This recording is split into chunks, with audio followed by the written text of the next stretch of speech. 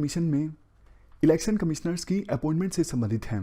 आप GS paper second के इस टॉपिक से आर्टिकल को रिलेट कर सकते हो। देखो, हमारे देश के इलेक्शन कमीशन की पूरे वर्ल्ड में इज्जत है। इंडिया में election reasonably fair and transparent manner में कंडक्ट होते हैं। आपने अक्सर ये न्यूज़ सुनी होगी या पढ़ी होगी कि अफ्रीका के कई सारे देश इंडिया के इलेक्शन कमीशन से बेस्ट प्रैक्टिसेस सीखते हैं इलेक्शंस कंडक्ट करवाने के लिए अपने अपने देश में। 1991 के बाद से तो इलेक्शन कमीशन का काम करने का जो तरीका है उसमें भारी बदलाव देखने को मिला। 1991 से लेकर 96 के बीच में TN. Seshan chief election commissioner थे, उनका काफ़ी टकराव भी हुआ उस समय की सरकार के साथ। उन्होंने देखो बहुत अच्छा काम किया। उनके कार्यकाल में इलेक्शन कमीशन ने अपनी पावर्स को असर्ट करना स्टार्ट किया फ्री एंड फेयर मैनर में इलेक्शंस कंडक्ट करवाने के लिए। जैसे देखो, भगवान हनुमान को अपनी शक्तियां याद नहीं थी ना, जामंत ने उनको शक्तियां याद दिलाई, तो उसी प्रकार से टी.एन. सेसान ने इलेक्शन कमीशन को शक्तियां याद दिलाई कि देखो तुम्हारे पास इतनी पावर है, तुम ये सब कर सकते हो अच्छे ढंग से इलेक्शंस कंडक्ट करवाने के लिए। खैर देखो, एक बात मैं आपसे पूछता हूं, सीबीआई के डायरेक्टर की नियुक्ति कैसे होती है हमारे देश में? सीबीआई के डायरेक्टर कौन बनेगा ये डिसाइड करने के लिए 3 मेंबर्स का एक पैनल बैठता है, जिसमें प्रधानमंत्री होते हैं, लीडर ऑफ अपोजिशन होते हैं लोकसभा में जो हैं, उसके अलावा चीफ जस्टिस ऑफ इंडिया होते हैं। ये 3 मेंबर्स का पैनल बैठता है और डिसाइड करता है सीबीआई का डायरेक्टर कौन बनेगा। उसी प्रकार से chief information commissioner, Lokpal, chief vigilance commissioner, काफ़ी सारी ऐसी पोस्ट हैं जिनको डिसाइड किया जाता है ऐसे ही पैनल्स के द्वारा। और जुडिशरी में जजेस को कौन अपॉइंट करता है? हायर जुडिशरी में, उसके लिए कोलिजियम सिस्टम है। लेकिन अब मैं आपसे पूछता हूं क्वेश्चन, इलेक्शन कमिश्नर कौन बनेगा ये कौन डिसाइड करता है? इसके लिए जो पैनल होता है उसमें कौन कौन होता है? कोई भी नहीं होता है, सीधा सरकार डिसाइड कर लेती है कि इलेक्शन कमिश्नर कौन बनेगा। आपके मन में आया होगा ऐसे कैसे? मतलब सरकार अगर डिसाइड करेगी कि इलेक्शन कमिश्नर कौन बनेगा तो बाद में हो सकता है कि वो सरकार के इशारे पर काम करें, क्योंकि सरकार ने अपने ही किसी आइडियोलॉजी वाले बंदे को, ऑफिसर को इलेक्शन कमीशन में लगा दिया ताकि समय आने पर वो रूलिंग पार्टी की, जिसने इलेक्शन कमिश्नर को अपॉइंट किया है, उसकी सहायता कर सके इलेक्शंस में, है ना?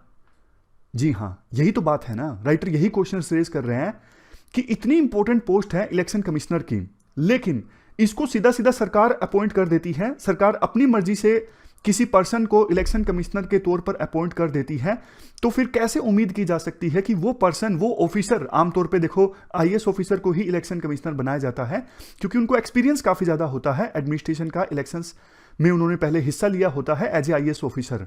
तो आमतौर पे हमारे देश में आईएएस ऑफिसर को ही इलेक्शन कमिश्नर के तौर पे अपॉइंट किया जाता है। तो राइटर का सबसे बड़ा क्वेश्चन यही है, जब सरकार अपनी मर्जी से किसी पर्सन को अपॉइंट करेगी इलेक्शन कमीशन में, तो बहुत संभावना है कि वो पर्सन आवश्यकता पड़ने पर सरकार की ही मदद करेगा, यानी सरकार वाली पार्टी की ही मदद करेगा, इस केस में आज के समय में बीजेपी।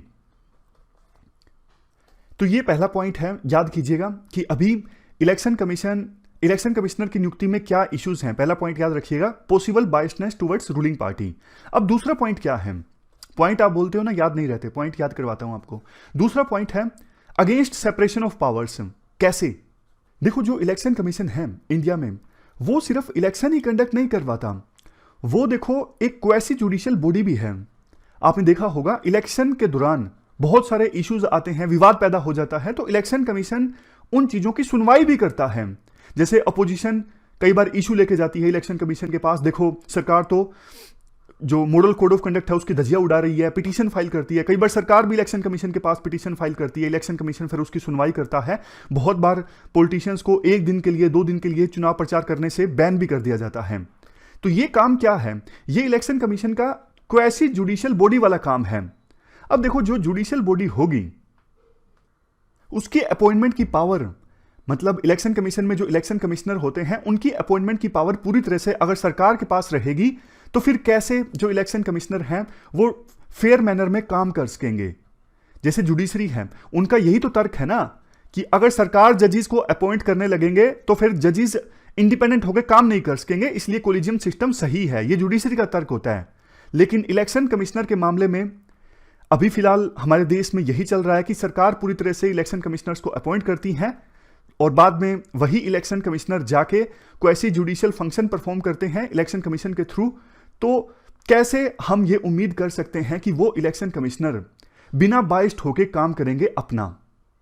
मतलब पॉइंट ये है, जैसे अगर जुडिशरी की इंडिपेंडेंस इंश्योर करनी है तो उनकी अपॉइंट करने की पावर सरकार के पास नहीं होनी चाहिए। उसी प्रकार से अगर हम चाहते हैं इलेक्शन कमिश्नर इंडिपेंडेंट होकर काम करें तो उनको अपॉइंट करने की पावर सरकार के पास नहीं होनी चाहिए। तो दूसरा पॉइंट है अगेंस्ट सेपरेशन ऑफ पावर। पहला पॉइंट था पॉसिबल बाइसनेस टुवर्ड्स रूलिंग पार्टी। अब बारी आती है तीसरे पॉइंट की। तीसरा पॉइंट क्या है? इलेक्शन कमिश्नर को रिमूव करने की पावर। देखो, हमारे देश में जो चीफ इलेक्शन कमिश्नर है ना, उनको तो हटाया जा सकता है सिर्फ इंपीचमेंट की सहायता से, लेकिन बाकी जो 2 इलेक्शन कमिश्नर हैं उनके पास ऐसी कोई प्रोटेक्शन नहीं है। उनको तो सीधा ही हटाया जा सकता है, इंपीचमेंट की आवश्यकता नहीं है। तो अब देखो, इलेक्शन कमीशन में 3 लोग होते हैं, एक चीफ इलेक्शन कमिश्नर, बाकी 2 इलेक्शन कमिश्नर। अब इन दोनों इलेक्शन कमिश्नर को ना डर लगता रहता है कि सरकार हमें कहीं हटा ना दे। इंपीचमेंट की तो जरूरत है नहीं, या फिर उनको यह भी डर लगता है कि कहीं सरकार हमें चीफ इलेक्शन कमिश्नर के पद पर जाने से रोक ना दे, मतलब हमारी प्रमोशन को सरकार रोक ना दे। तो ये डर इन दोनों इलेक्शन कमिश्नर को सताता रहता है। तो इस डर की वजह से संभावना ये रहती है कि वो रूलिंग पार्टी का ज्यादा साथ दें, ताकि अपना नुकसान होने से बचा सकें और अपना जो कार्यकाल है फिलहाल इलेक्शन कमिश्नर के पद पर भी और बाद में उनका प्रमोशन जो है उसे एंजॉय कर सकें। तो इनको रिमूव करने की पावर जो है वो सरकार के पास नहीं होनी चाहिए। जो प्रोटेक्शन अभी चीफ इलेक्शन कमिश्नर के पास होती है कि उनको सिर्फ इंपीचमेंट के थ्रू हटाया जा सकता है, वही प्रोटेक्शन इलेक्शन कमिश्नर को भी मिले, हमें यह इंश्योर करने की आवश्यकता है।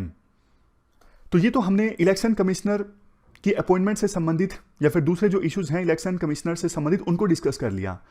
अब देखो बात करते हैं फिलहाल प्रोविजन है क्या। देखो, संविधान में ना सीधा सीधा तो कुछ नहीं लिखा हुआ है इलेक्शन कमिश्नर की नियुक्ति से संबंधित, लेकिन संविधान का जो आर्टिकल 324 सेक्शन 2 है ना, यह बोलता है कि पार्लियामेंट इस संदर्भ में कानून बना सकती है। तो पार्लियामेंट ने कानून बनाया पहले 91 में, उसके बाद उसको अमेंड किया गया 93 में।